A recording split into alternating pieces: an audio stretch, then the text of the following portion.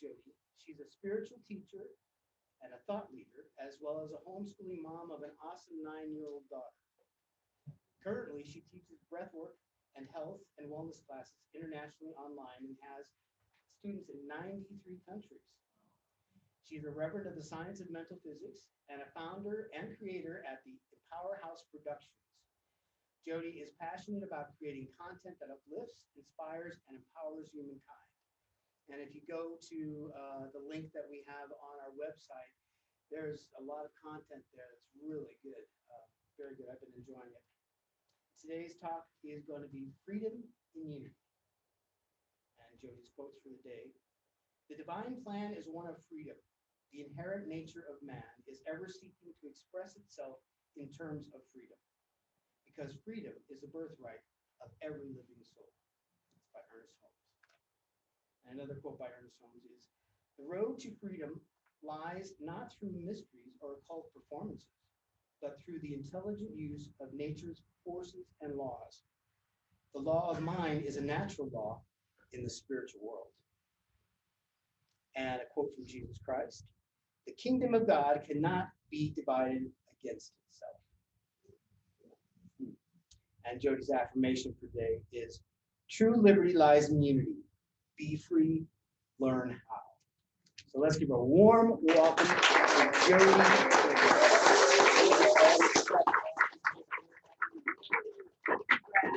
Let's give a round of applause for Brad, too. He does so much here. Well done. Happy Independence Day. Woohoo! Yes, independence.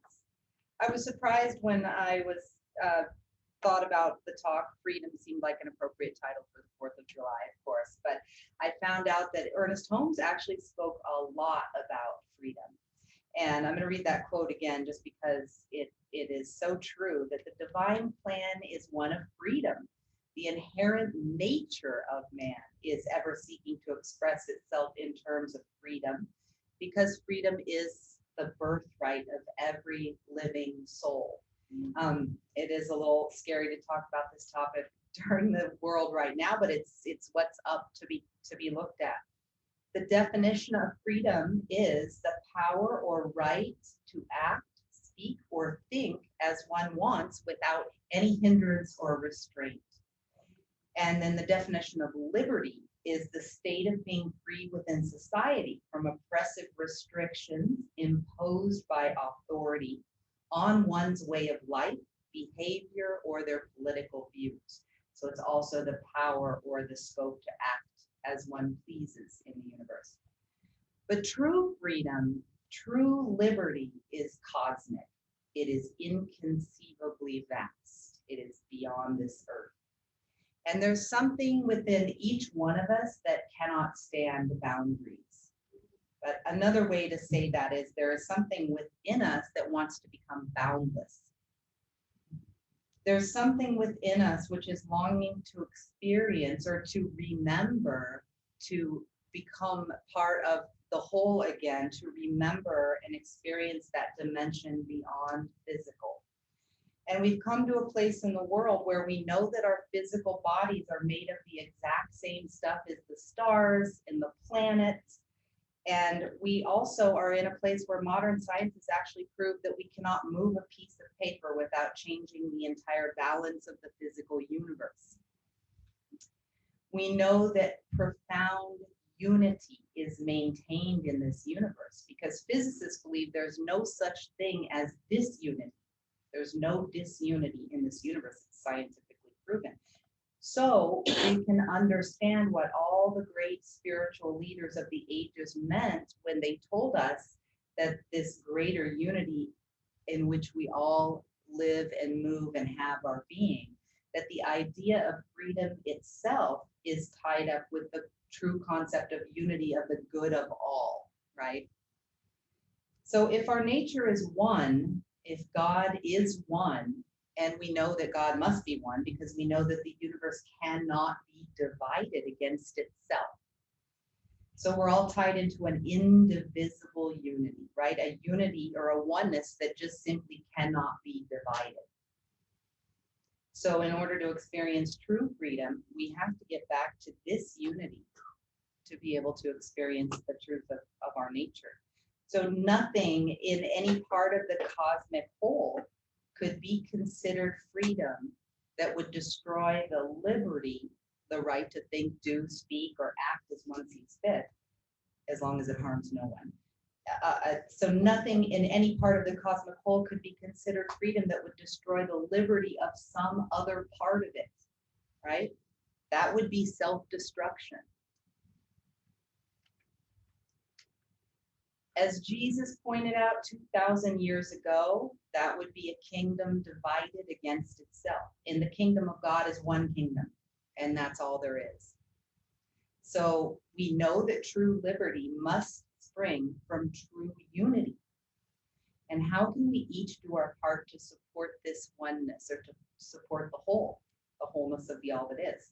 So let's take a deep breath, close our eyes, and just let's go inside ourselves. Take a big, deep breath down into your belly, and just let it out with a deep sigh. Just relaxing right down. And just observing this beautiful breath of life that is one thing that connects us all, beyond race, beyond religion, beyond any other dividing circumstances. Breathing in, breathing out, giving thanks for this breath of life that we share with every other living thing on the planet.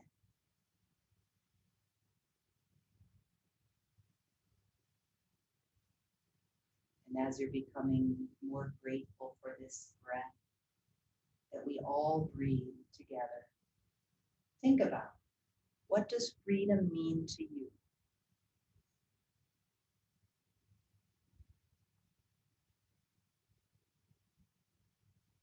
What is freedom to you?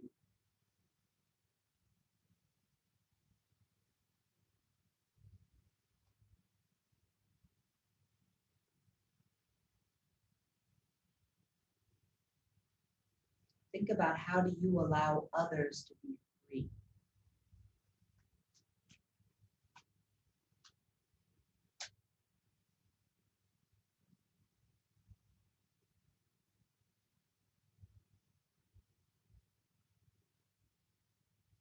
Are there ways you might allow more freedom for those in your life?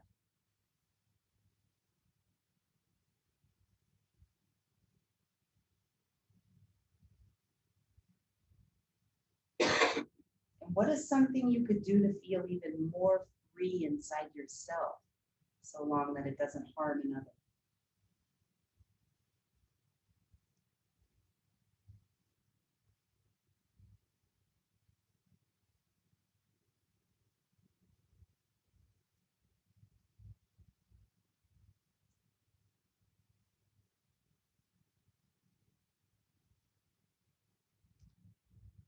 Ernest Holmes says, we are bound into a supreme unity.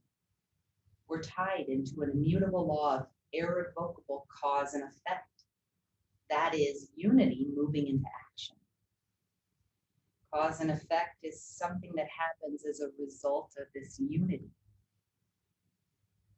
So consequently, even though we are one, even while we are many, since each one of us is a part of the whole, if we seek to destroy each other, we only ultimately hurt ourselves. And that's the great lesson in life. Freedom comes only in such a degree that we no longer do anything that hurts anyone else, including ourselves. So Ernest Holmes was asking the question, what is divine wisdom?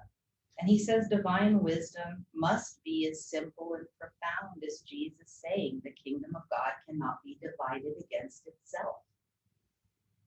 And he says he thinks that's all there is to divine wisdom, because the kingdom of God cannot and will not be divided. So long as I seek to hurt, I will hurt. To the degree that I allow others freedom, I am free. As long as I seek to love, I will experience love. Freedom lies in the intelligent use of nature's forces and laws. The law of mind is a natural law in the spiritual world. It works as gravity works. If you step off a cliff, you're going down. And the law of mind is something that we're given to use, that Ernest Holmes talks about a lot, where we have choice. We have choice over the thoughts we choose to think and the words we choose to speak and how we create in the world. And so we're constantly learning and growing and evolving as human beings to recognize what I had just said, that even though we're many, even though we are one, we are divided into these seemingly singular parts, right? But we're not. We're mirroring each other, and everything we do to ourselves or to another, we do to the whole. We can take responsibility for our own life, our own emotions, our own individual choices, the thoughts we think, the words we use. We are born to express ourselves in the myriad of ways and forms and creation that make up the vastness of God. This is our birthright, to come in and express ourselves how we see fit. And to not hold that back, not disallow another person, not prevent another person from expressing in the ways that they see fit for themselves, even if it has nothing to do with the way that we believe. The oneness that we're all a part of, we can't get away from that. We can't escape that because it is our nature. And in the spirit of freedom, allowing ourselves full self-expression, sharing our deepest truths with another, accepting all of ourselves without judgment, all of our emotions as natural and of equal importance. I was sad for a couple weeks, and I realized that when I get sad or down or something, then I kind of hide away from people because I have made it seem like that is not okay. Like happy is good. Anything less than is not okay. And what I was realizing during that time, and also in the pondering of this thought about freedom, is it's giving ourselves the freedom to feel everything that we're feeling, because it is also a part of the whole. It is part of God. It makes up the totality of all things, right? It's all of the emotions are of equal importance.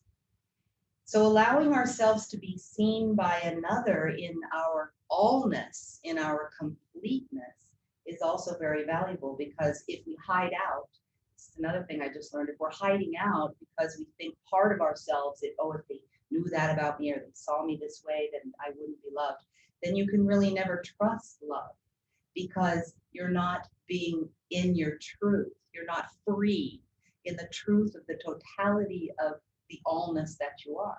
So as soon as you can allow yourself that freedom of expression and allow another to see you in that, then and love you in that, then you can trust love. And then you can also, because we're all connected, by allowing and freeing yourself of the judgment of who you are, what you're feeling, or any other judgment that you might have, that is also rippling out into the wholeness of the all that is, right? It's clearing up judgment in the wholeness. And as we each grow in our ability to create from this place of boundlessness and freedom within ourselves, we begin to create with the higher vibrations of love and unity. And then it ripples out, and then the world can become a much more peaceful place, right? There's a lot of division going on right now. And again, it's Ernest Holmes said something about, as human beings, when we try to create freedom, we often will create more boundaries for ourselves. So it's like this evolving process of growing in learning how to express freedom and really truly be free. I mean, that would mean creating a system where we're all allowed to express ourselves completely without any judgment from anyone else, right? So think about the ways you might like to express your own freedom. What would you like to do to feel more free in your life? Is there something you're not doing? Is there something you're not expressing?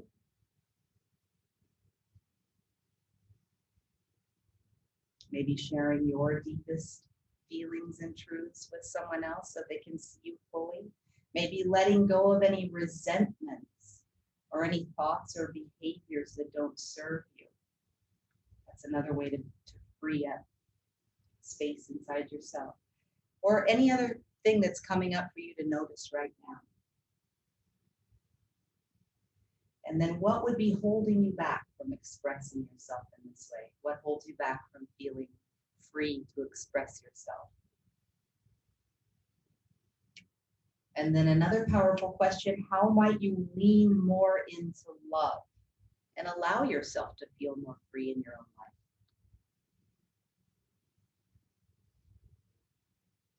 Another example of true freedom might be just accepting the present moment exactly as it is right now, with no resistance to it at all. And this is something that I've been learning for many years, which is the gap between what is. So the present moment is always as it is, right? It's the only moment life is actually happening, and it's our point of power in the now moment. And it is occurring always as it is. Now, the gap between as it is and the way we think it should be, all of that space is suffering, right? So the freedom of allowing ourselves to accept the now moment, now, and then again now, and keep allowing our resistance to fall away to it. And it is a practice. It's definitely doesn't come easy to human beings. But there is a very deep and profound freedom that lies in accepting your present moment as it is. And also, it's just a more rich experience of life itself. If you can, the more often you can get yourself to accept what is instead of the way that you think it should be. Ernest Holmes says in his talk, the evolution of the human mind is a slow process. Many movements in the world that claim to be seeking liberty only create new kinds of bondage. So he was talking, I don't know if I'll get it exactly, but he was talking about creating like a new group that is promoting freedom, but then the leaders of the group decide what freedom means, and then everybody follows that, and so it's yet again another form of bondage, right? So true freedom is within us. It is that vastness of the spiritual nature of ourselves. Final freedom comes only as it is tied into divine wisdom. And again, the divine wisdom is simple and profound as Jesus saying the kingdom of God cannot be divided against itself.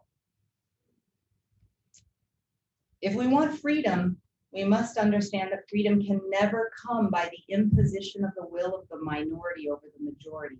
It is born finally and only to such a degree as some system is devised whereby individuals are allowed complete freedom so long as they do not, in their freedom, impose bondage on anyone else.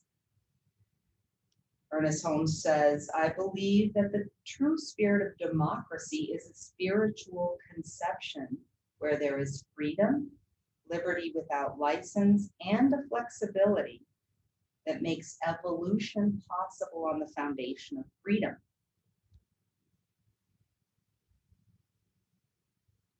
And as we enter into the spirit of the meaning of Independence Day, the day when liberty symbolically was conceived, we can think of it as a spiritual conception, an idea in divine mind itself, taking form in human experience. Learning to love that liberty and gently and prayerfully handling the embodiment of the idea of freedom for all and allowing that to grow in strength. I just have a little side note here that from this Siddha Veda training that I've finished taking, there is a concept called Aditi Deva Bhava. And it means treat the unexpected guest as if God himself or herself has shown up, because this is the truth of reality. We're all part of this great cosmic whole. And every circumstance that arises is this mirror effect of our internal creation playing out on the world, masquerading as the other outside of us, right? So maybe freedom is just finding that peace and forgiveness in your own heart. And the concept of Aditi Devabawa too could be described as any of the emotions that are arising. Anything that arises, accept it as God himself showing up, because that is what it is. And treat it as such. They're sacred emotions, sacred feelings, sacred beings, right? Of which we are all connected. Okay, so now we'll just close our eyes. I'm going to do a meditation to do just what we were talking about, clearing out our own mind, body, and emotions, allowing the light to come in, and then sending this light out to the entire planet and all the beings that we share. So as we're coming together in the deepest reverential attitude of mind, in our imagination, we can do anything we want. Enjoying the peace of the spirit together, right here, right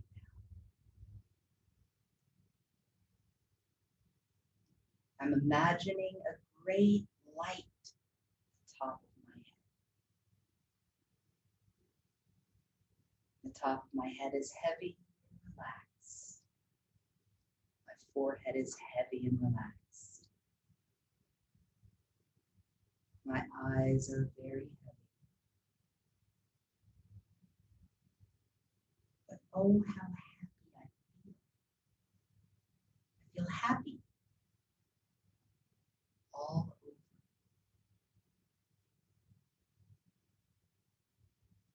Every cell in my being is a light charging up. As I bring this great light down from the top of my head, I feel a gentle pressure. And this light comes down, down, all the way down, lighting up every cell in my being, activating joy, light, freedom, health.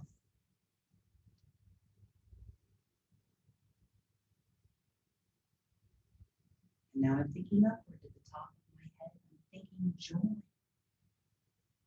I'm feeling joy.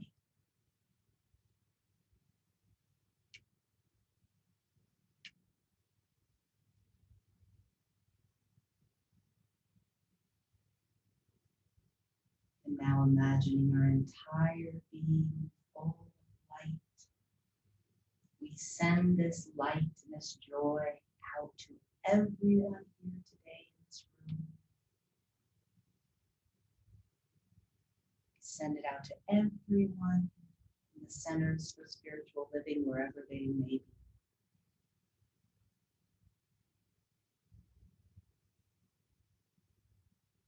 And now I'm sending this light out to my entire town, seeing it washing over the town, seeing these great waves of light rolling out of their own nature across my state.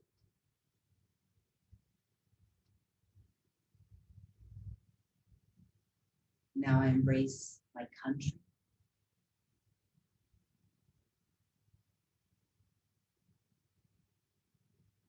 I see these waves of light washing around the entire planet.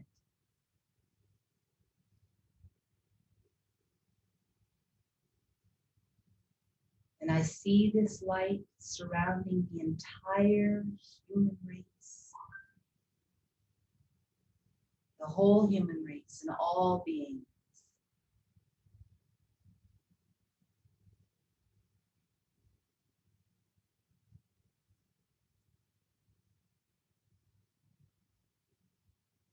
And now with that light of the divine wisdom within me,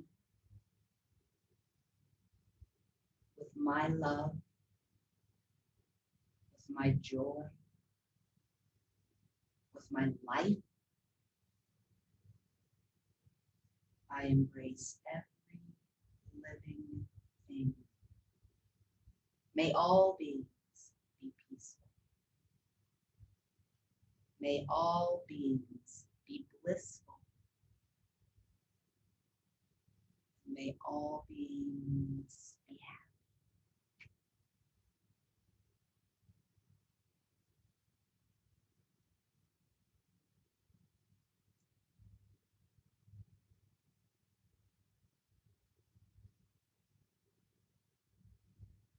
And now knowing that I am a part of the whole, I watch this light return to me by that mystic fourfold law, not from the one point from which I sent it, but from all the points. It's coming back. It's coming nearer, nearer. And now this divine love, this divine light embraces me, it overwhelms me. That light of the divine wisdom, that life that comes to me from every living thing, so that I know my whole body, this wide universe is full of light. Light.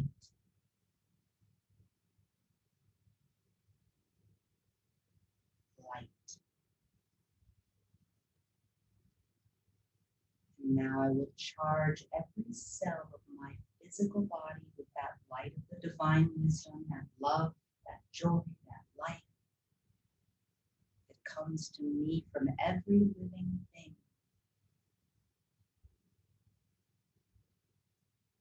As feeling happy upward, looking upward to the top of my head and giving thanks.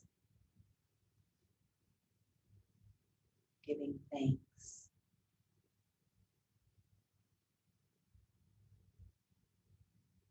Giving thanks.